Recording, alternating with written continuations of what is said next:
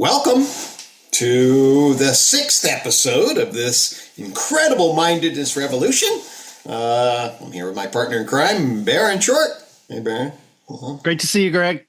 It's great to see you.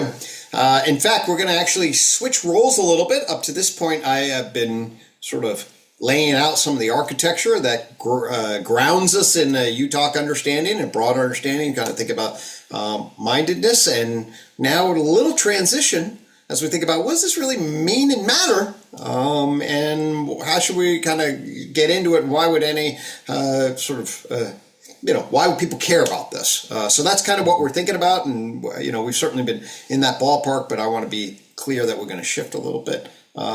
So Baron, this time you're going to take a little bit of the lead and walk us through some of the reflections, why you think it matters, and getting people excited about why it helps them to reflect on this kind of stuff. Lovely. Thank you, Gregg. And definitely feel free to chime in where it's a good moment to do so. I think my setup for this session, I would almost call it speculatively, we could call it a meta-phenomenology, and we'll explain what I mean by that, kind of a part one. I'm trying to just make sure the people who've listened and viewed so far really catch why it's important. What we're going to talk about is a Mind4. And so I'll maybe hint at it a little bit more this episode, but it's more of the buildup to why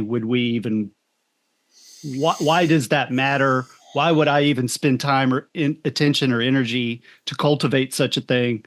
Yeah. And so that's the kind of the buildup. And so what I'd like to say is, what are the things I'm going to talk about? Then we talk about them and then revisit that. So the take-home points I would want folks to catch is experience is non-veridical, that experience is for fitness, and we'll splay that out a little bit, that we can improve our accuracy of experience in order to have a higher order fitness. So we'll talk about that. And that we need to appeal to other fields to do that. So meaning, in order to better understand my experience, and people have listened to other versions of this, my Mind 2 and 3 experience, I actually need to appeal to other disciplines to better understand the interpretation of my experience. Okay. Right? So let's walk through those. So the first one I was saying, experience is non-veridical, and feel free to chime in, but essentially let's at least define that term for just in case people are. If people are wondering, that could be a term that's like, I'm not 100% sure what that means. So we'll start there. Fair enough. So veridical would mean that we are directly reflecting an objective reality. And so to say experience is non-veridical means that our experience is not directly reflecting objective reality. It may not be, the tricky word, it may not be true, or it may not be accurate. And some people are going to hopefully go, huh? And other people are going to go, yeah, get it. It's important, actually, though, do you get it with your own experience, right? Because I actually will say to people, and my students, I'll say, everybody has a religion. It's called their own thinking, right? So, and their own experience and their own beliefs. And it's, in many ways, I still find it's a rarer soul that's actually willing to say, I see, hear, feel, believe, think, speak about something, but is it true or is it accurate? Right. So rather than just justifying off of words of what I'm saying, right? How would we justify that experience is non-veridical or not necessarily reflecting an objective reality?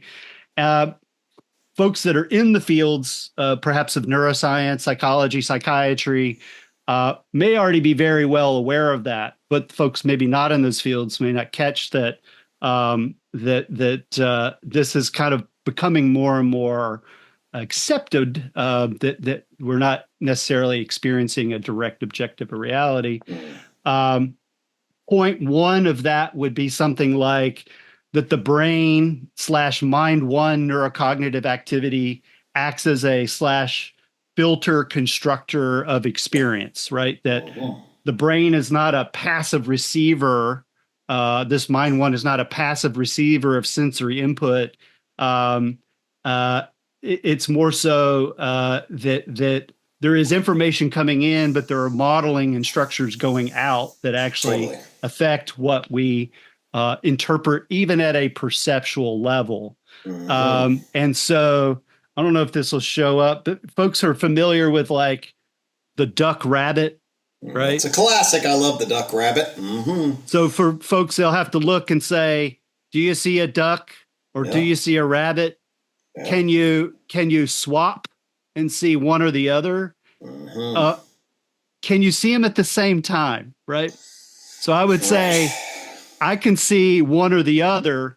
I can't see them at the same time, right? My mind one does not allow me to see them at the same time, but I can learn, right? You can shift and see one or the other. So that's just at a perceptual level, right? That even the structures of your own mind, our own minds are putting on perception. That's an important one to point out. Certainly within clinical psychology and psychiatry are great examples of where there's not just the illusion of is an image one thing or another, but that there could be this perceptual overlay of hallucinations, right? Like an interesting thing that, in fact, I very rarely find a psychiatrist ask this question. But if you said somebody's hallucinating, they're hearing a voice, you'd say, where is that voice? And where is that voice in reference to like a voice of somebody you hear, like, a wave goes into the ear and it's processed. But where is that? And it's clearly in the mind, it's in experience, but it doesn't necessarily have a referent or a person there talking to someone, but they are clearly experientially having hearing a voice. And it may actually tell them pretty profound or scary things, right? So that can radically, change somebody's interpretation of reality, their mind two experience and their mind three justifications. In fact, that's where what a term we call delusions, where people can get a fixed reality about something, commonly come out of that experience, right? They're having this mind two experience of feeling scared. They're hearing a voice, saying bad things to them. And then they may say, oh gosh, my mom's trying to poison me. And then get fixated on that belief, right? So and so you could say, does that cognitive distortion, it change your interpretation of reality? Of course. Does it profoundly, maybe for the worse, change your reality? Yeah, it really could, right? So those are just at a perceptual, a cognitive, and then I would just bring out memory and attention as a couple others. So memory, right, where I'm one of those critters who is open to, like, my memory can confabulate. It can kind of make up stuff, or I can misremember, or the idea that every time I remember something, I slightly change that memory, right? I may consciously choose not to access certain types of memories if I'm in a bad mood state, because I don't want to color it in the wrong way. So that's an important one. Or like what is it? There's like this is in the psychology field, the gorilla that runs across a screen. They tell the participants to pay attention. I forget exactly, to something else, not a gorilla. It's attention and blindness. And then they'll see the gorilla, right? So lots of things here. Let me just, I'll just go for it. Sort of come in. So we can use hallucinations. We sort of went through this, but actually really helpful. Hallucinations, just technically, are when somebody experiences a sensory perceptual phenomena as, at some level, having reality to it, independently of just their making it up. You think about stuff, I think about stuff all the time, but I have awareness that I own that, and that's sort of just in my mind. The voices are the most common hallucination, and it is like somebody's talking to them, and that is the felt. note that's a mind 2 experience. It's grounded in the sensory perceptual field of experience. Somehow it's separated. It's like part of them's dreaming, but they don't know they're dreaming, and it's running a particular and they can't attribute where it comes from. Sounds like it's coming from the outside. That's the experience of it. That's a great question. Where does mind 2 take place? That's a really interesting and one of the hard problems. That's one that's fascinating. And then there's these delusions, which actually are mind 3. I actually think it's a good example of why mind 2 versus mind 3 is really useful. We talk about hallucinations and illusions clinically, but we don't. Actually, delusions are these mind 3 phenomena. They're propositional networks. And often they come off of the hallucinations, but you can have people that have delusional disorders that don't have hallucinations. In fact, I've treated one woman in particular who lived in a small town and was just 100% convinced that the local police were colluding with the CIA, and they would make marks on her car, like a little white mark, and that's a sign for her that says, hey, we're watching you. And I looked at the mark and I'm like, that just looks like a scrape on a tire, right? And I share that to say, well, okay, why do I believe what I believe, right? I grew up in a particular thing, and why do people in cults believe what they believe, right? Or why do people different? Wow, this goes back to our whole system of justification and what really is a delusion, right? We can say, yeah, actually, I'm pretty sure this, it wouldn't have really. But who knows? And how do I know? And what is true? So ultimately, and the last thing I'll say is, so it's called attention blindness. It's a great study about how unbelievably we think we pay attention. So here's the setup. Hey, count how many balls are being passed around, and pay attention and tell me how many balls. And the answer is 12. Over the course of a minute, the ball gets pounded. And then the real test is while people are watching that, okay, a man or woman in gorilla suit comes in, bounces the chest, says hi, and then walks by. And about 50% of people don't see this happen at all, okay? And then you run back and you show them the tape, and they can't believe, they think you're playing a joke. They're like, that wasn't the tape I saw. But of course it was. What's happening, the top-down structures that you are assuming to see, in this case, watch the ball be passed, filters everything else out, okay? So what we know in the world is a combination of what we're framing relative to what is. And you need that frame to get knowledge at all. That's actually called an epistemic process, knowing process, on the known. Both ingredients are necessary. Folks, you're bringing an epistemic process all the time. The gorillas that are happening in the world, well, you're blind to them, but they're endless numbers. I'll say one last comment on this is the world looks very different to a dung beetle. I like to use the example of the dung beetle. Like, what do? We flush the toilet. Hey, that's dinner to a dung beetle, right? Like, what is dinner? What's not? The world looks completely different. Shit looks very different to a dung beetle than it does to us. So there's just another set of examples. So those are beautiful. And yeah, this issue of what's true and how do we know about it is super crucial to reflect on. Right. And we want good processes for doing it. Right. So kind of that reaffirming experience is non-veridical. There are multiple routes of how we can justify that. We're mentioning some, just to point out, like people have whole podcasts and books about this. So our goal for this episode is not to go exhaustive, but really to make sure our listener viewers like catch what we're saying, right? And and that it has very real implications, not only for people with illness, okay, but also average Jane and Joe, right? Like this is something we're all facing to various degrees. It doesn't, the other thing I would flip around and say, it doesn't mean experience is unuseful. In fact, it's very useful, right? And it's used for fitness. And what mean by fitness, I'm saying for the ability for a living organism, a minded animal, and in our case, culture person, to actually survive and reproduce in the world it finds itself in, right? And so that's really profound, and it helps make sense of a lot of things. For example, we're talking about hallucinations and delusions. It's less common people have a hallucination and delusion that I'm hearing something that says life is beautiful and everyone's good and be kind to everyone. I haven't heard it yet. It's usually about paranoia, and it's egocentric. It's like how it's affecting me. It's not that I'm worried you, Greg, are being poisoned by your dad. It's no, I'm being poisoned by somebody, right? So it is drawn into me. Right. The police are after that woman. That's it. And it's going bad, right? And so I sometimes will give that parallel with some students. I'll say, think about squirrels crawling around on the ground, and when you walk and when you walk around on the ground, do they come up and get in your hand, or do they scurry up the tree? Right. And it's the ones that went in your hand that our ancestors ate. Right.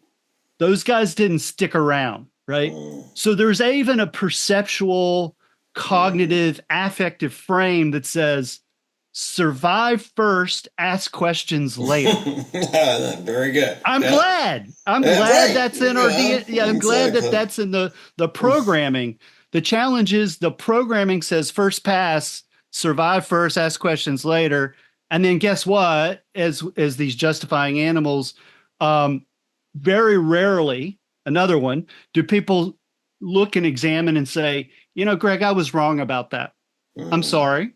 And I'm going to try to be more accurate. Our first pass is nearly always to justify how I'm still right.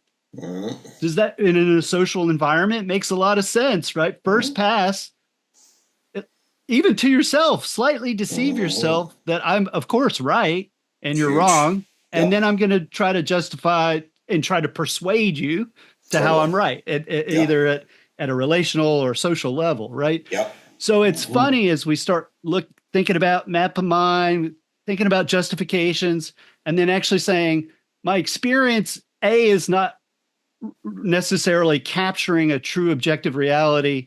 It's colored for fitness, right? It's like, and it's here for fitness. And on one hand, we could say okay and leave it at that. And in fact, I think my experience has been my limited experience, right? Rarely do we say we have limited experience. In my limited experience in this short life, do I hear people then go further with that? And so this is this buildup of like, well, let's don't stop there and just say, oh, we have these biases. Can we do something about that?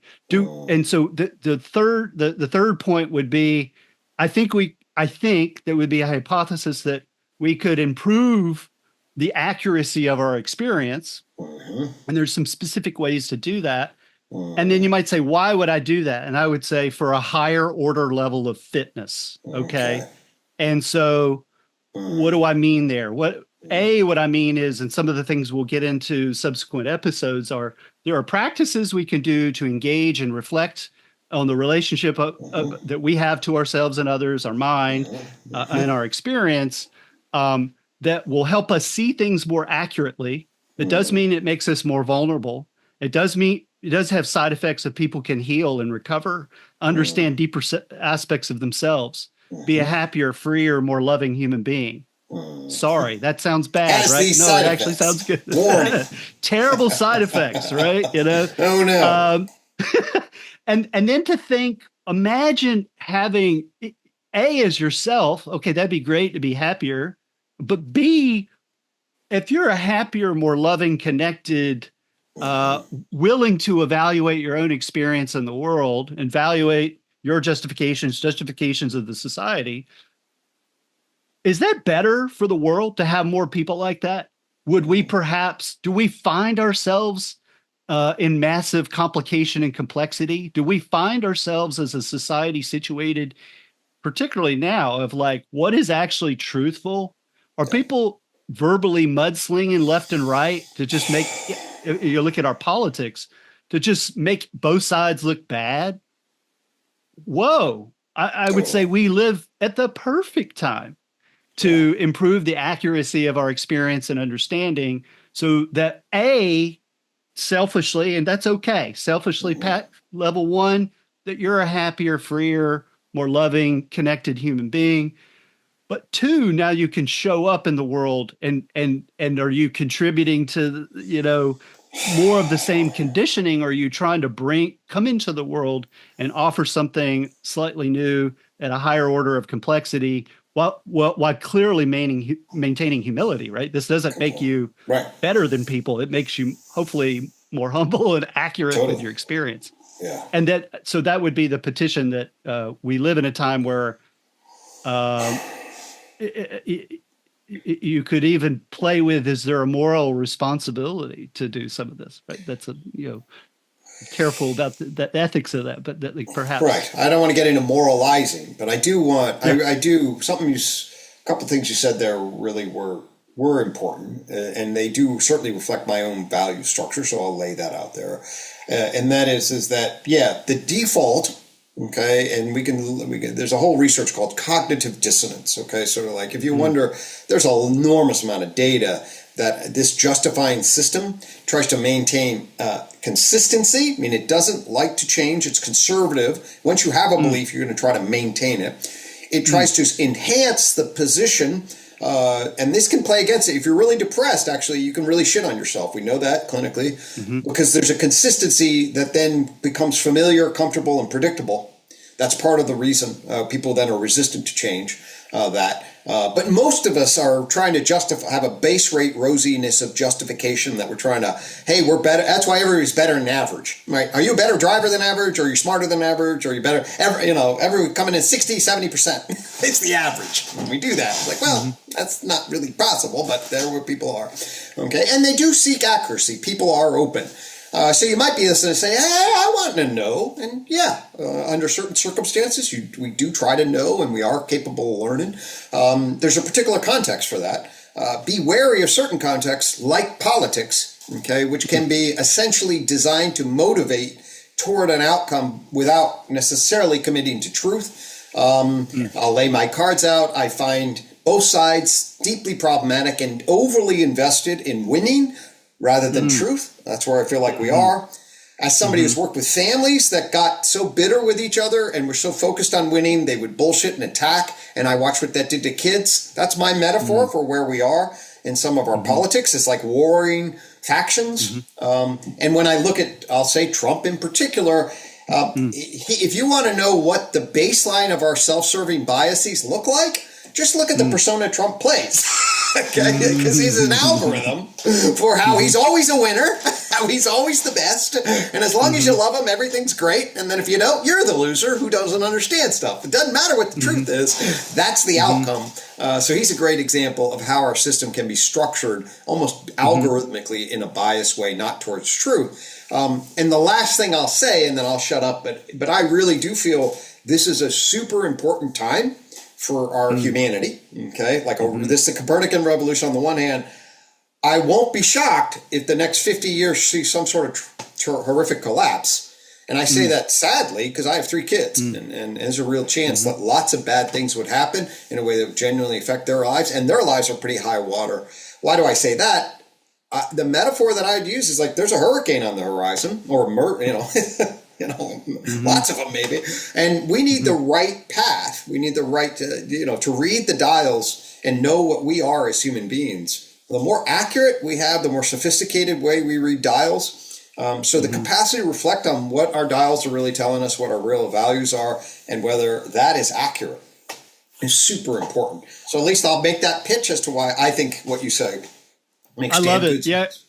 Yeah, Greg. So you rip the Band-Aid off. It's like, in a soft sense, it's like, hey, the easy justification. I'm like, don't you want to be happier and more loving and kind? And wouldn't the world be better? And then the more like spooky is like potentially scary. Yeah, we're in a meta crisis. There's going to be a varying degree of perhaps collapse and technological emergence. And what kind of, there's a lot of information. There's a lot of knowledge. We're missing a lot of wisdom, people. Yeah. And we need the humility to say, how do we rewrite and build new types of wisdom? How do we take the old that was useful? And we'll be doing some practices on that. How do we create the new that, and it's like essential for for fitness, right? And perhaps a higher order emergence. So Yeah. So, So and yeah, as the side one, I got to just throw in about Trump. So people who know me, you know me, Greg, is I will tell people I'm a radical moderate to yeah, put my cards on the table. There's a place for conservatism. There's a place for 100%. progression, place to conserve what works, place to make new stuff. And if you hate Trump, and I say this to some of the attending physicians I work with, I'm like, if you really hate him in your bones, you've been hacked. And I have several great friends that go, "Sorry, I've been hacked," and I Yeah, go, "That's okay." But there are certain needs that somebody like Trump is totally. representing, and Mhm. if people don't listen to that, you will Totally. just have more people like that, I right? agree with that There's an 100%. underlying need that needs to be addressed, and sometimes people on the left don't want to talk about it. That's So right. we don't have to go there too far. No, I But wrote a like this, chapter on it, call him the anti-establishment hero, and there you delineate go. what it is that he points to. That if you embody it, you can see very clearly what he represents, That's and you it. should be able to empathize with that. And imagine yourself with a MAGA hat on, going, "F yeah." I can Yeah, definitely do that. If you have yeah, to be able to do that, I think too, and that's what actually we're really trying to do. Really, is help people know how to. That doesn't mean everybody. If you think everybody at a Trump rally is a bad person, you got serious moralizing problems, yeah, right? End of full yeah. stop. So that's and really we Happening would on both really, sides, right? They're right, terrible. totally, They're terrible. You're yeah, stupid. You're no, stupid. that's and mudslinging at a time like this more and more. Hmm. So one of the things that we really are pointing to is if everyone could self-reflect. There is, I Hmm. really do believe, by the way, you're absolutely right, and I feel this. When you make contact with reality, and the Western traditions teach us, there's a reciprocal opening of being in the world. That's what's Hmm. beautiful. And that's where the happiness and free, the ego can be such a nasty little thing. I say it Hmm. helps justify your state of being, but actually, folks, as a clinician and a cognitive, it can tie itself into painful knots that drive you and make you feel like crap. Even though Hmm. so it's just a dangerous tool. It's not just like, oh, it teaches everybody that they're all the ultimate consequences. You got to learn what it tries to justify. And that can be really almost like a disease that really chips you down. And so we want to help people get perspective on that. It is beautiful for the first person. It's beautiful for relation. And we think it'd be really useful for society, especially given the way things are headed. Absolutely. So I know we're running closer to the time. I would briefly just mention this word I'm playing with you and our listeners, our viewers, meta-phenomenology. So this Yes. kind of phenomenology, speaking of experience itself, and I'm not a philosopher, well-trained, phenomenologist, but the idea of that our experience of the world is mediated through these layers of meaning and interpretation, prior knowledge. If we go back to, and generally phenomenologists, to my understanding, again, in my limited experience as a human being, that there's a lot about actually exploring experience as itself and trying not to have as much frame about it. Yep. And what I would propose is like, no, we actually want to put some frame to it. We want to include some of the, I would say, descriptive metaphysics that we've laid out in this kind of in the UTOK system tree of knowledge or extended naturalism. If you didn't use that, that's okay too. I think it's just be explicit what your metaphysics are. Are you a materialist? Are you an idealist? What are you Totally. doing? Know what it is, and to know your meta psychology, right? So we're talking about maps of mind, this updated tripartite model, that these frames help us better understand to language the grammar of our phenomenology, Right. and which will then it's you can't see it clean and Totally. clear, right? But it's actually, Yep. let's understand these pieces, and then we can not only look at our metaphysics, our metapsychology. Let's use science. Let's use neuroscience. Right there, you can take it to the mathematical level as we get more into. People may have heard of like predictive processing, and we don't necessarily have the time to go into deep detail about that, but there are entire books and podcasts about it. But it's essentially more what we were saying of like, you're not seeing the world as it is, you're Yeah. seeing kind of how your mind one system is projecting onto this world. It's taking in a little bit of sensory data and projecting a lot onto that data. And then as you said, with the belief, we tend to want to maintain the belief. So the first pass, the brain will actually kick out the option of a new belief. It's like, let me reframe the data to fit my belief, right? So we're all doing that. That's our default. That's our default. You have a belief. I have beliefs. My first pass, my first instinct. So it's actually working through instinct. My first pass is to protect my belief. You see that anywhere in the world. It's all over the place. Rather than to take in the data and say, does that modify the belief? So that's as we get into this Mind4, we're going to be talking about some stuff that, like, for some people, they're going to go, yeah, I get it. And other people are going to go, whoa, that's strange. We are challenging beliefs about experience, about who you are. And we're trying to stay as naturalistic and accurate as we can. So that it will be a challenge for some people, and other people say, I totally get it. And then from that perspective, not only phenomenology, but what we could call contemplative phenomenology, right? So, and in that sense, we're having to lean on a couple levels, lean on traditions, like Buddhism, various forms of mysticism, and recognize they all have their ontologies of what they say of reality. And we're being very precise of trying to keep this naturalistic ontology while we explore what the experiences, some of the practices are. And that, so in a weird way, that gets to fit in our examination of first person experience that in a traditional scientific, narrowed, reductionist scientific worldview would not have a place to speak.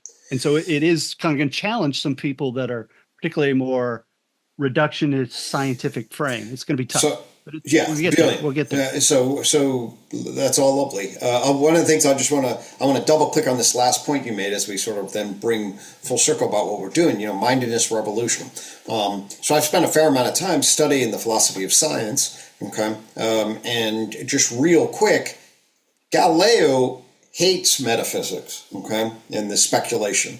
And he then basically says, hey, I'm going to measure everything, more or less, and I'm going to change it into the language of mathematics. Okay, so physics is going to basically say, how does he do that? Actually, he splits the world into quantifiable entities, and then this other thing that the mind, and I'll use his frame of, impresses upon the world, which is basically your sensory phenomenology.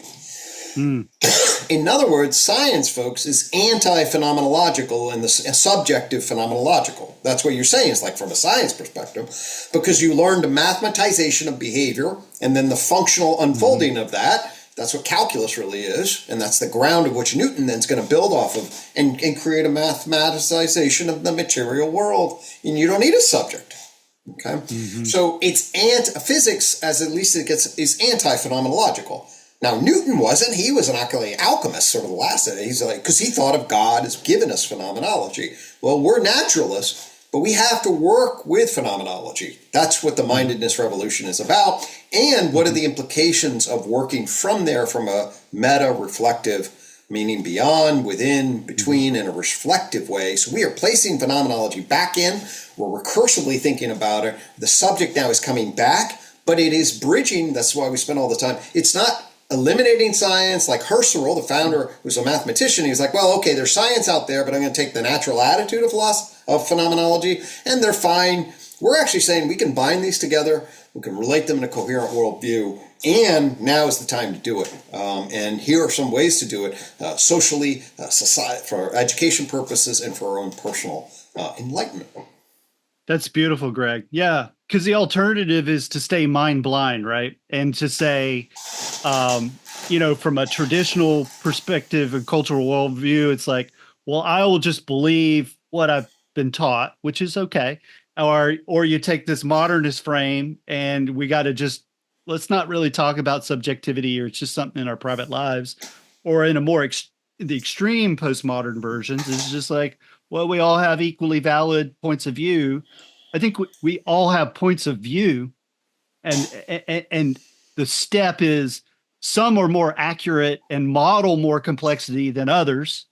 And the argument is perhaps a more accurate, complex modeling allows for a higher order well-being Beautiful. Right. fitness That's function. Right. So we're each little observers. Now we can reflect on being observers. Maybe we have truth. Maybe we don't. Maybe we have a slice of truth. Let's all share in that and see what we buy as we reflect and see what emerges and be okay. Oh, I was wrong. Hey, that's cool. As long as your ego's not attached to it. Thanks for letting us know. Oh, that now that your perspective has shifted, we can see better. I'll tell you where my little perspective is. You tell me where your little perspective is, because that's really all we ever have. And then we can reflect on our little perspectives and see. Right? And science tried to kill them, and that gave us mathematical. Like, that's good, but we got to get those things back in and connect. That's what we're trying to do. Welcome to the Mindedness Revolution.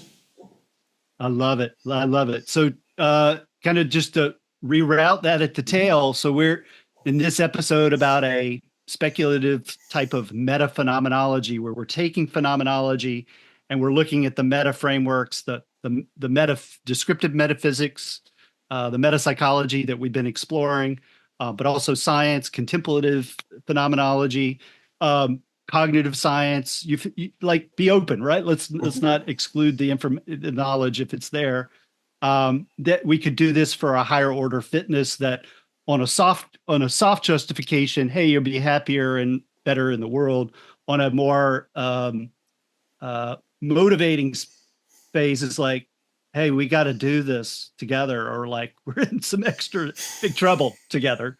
And so, that's what we're going to talk about in subsequent episodes. A little bit of this Mind4 and what that looks like, and then I'd love to walk through each episode, several episodes of just like taking one defining feature, capacity, and practicing it together a little bit, things like this. So that could also be an opportunity for our listeners, viewers, to actually practice with us, right? We could do some stuff together and play around. Lovely. So the intellectual groundwork is now laid. The door is open. Meta-phenomenology. Now we'll lay some seeds in relationship to potential trees within us that can grow. And let's see what unfolds in the future episodes from. All right, I love it. It's beautiful. Thank you. All right. Thanks, Gregg. Thanks.